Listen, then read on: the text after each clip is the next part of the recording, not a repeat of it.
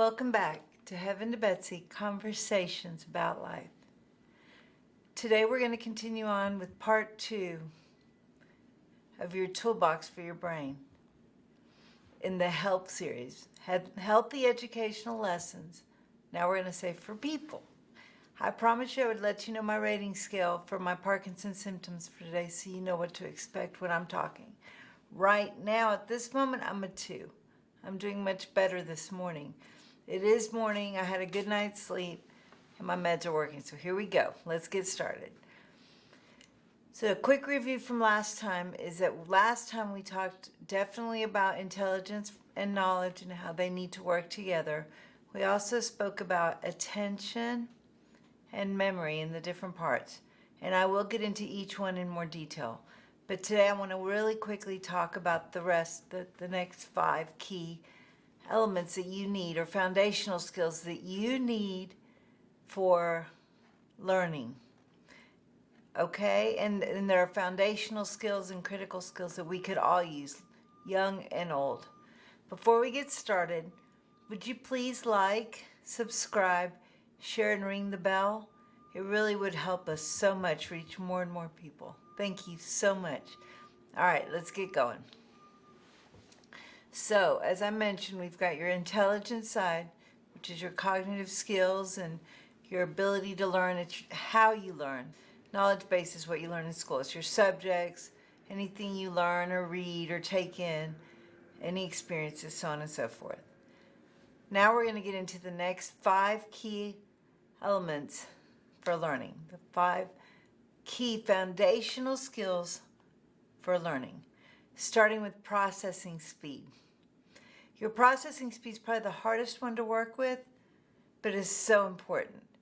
And that is your ability to learn or to take in information, how quickly you take in information, how quickly it goes around your brain, and you absorb it and you understand it. So let me back up. It is not a comprehension skill. It is how quickly you comprehend. So if you've ever been in a group and somebody tells a joke and everyone's laughing, and all of a sudden there's a quick delay and somebody goes, "Oh, I get it."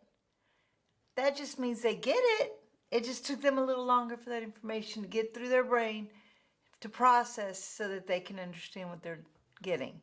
Now, can you imagine doing that in school when your teacher's up at the board trying to teach and she keeps moving on and you're still over here trying to understand this? Of course, it looks like you don't understand because it's not an understanding comprehension issue. It is a speed issue. It's how quickly information goes through your brain to process so that you can understand what it is that you're learning. Okay, let's move on. Then there's your auditory processing, is your ability to process sound and spoken language, your word attack. That affects reading. That is your critical skill for reading. Your visual processing, now here comes your comprehension.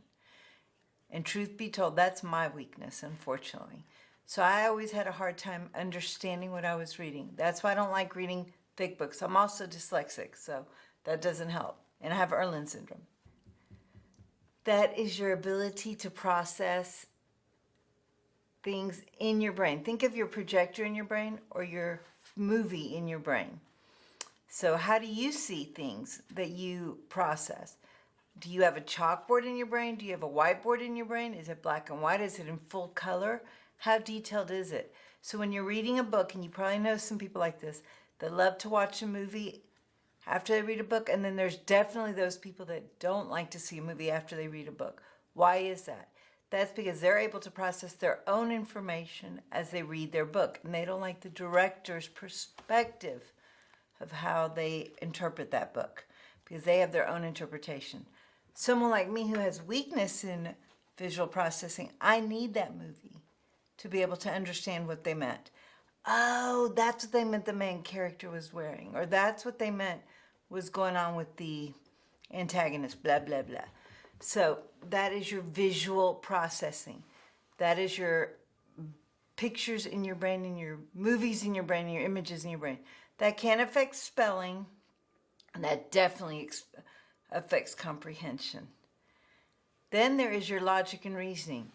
That is your ability to problem solve and make decisions. Logic and reasoning affects most of your games. Most games are problem solving games. That is your ability to problem solve higher math.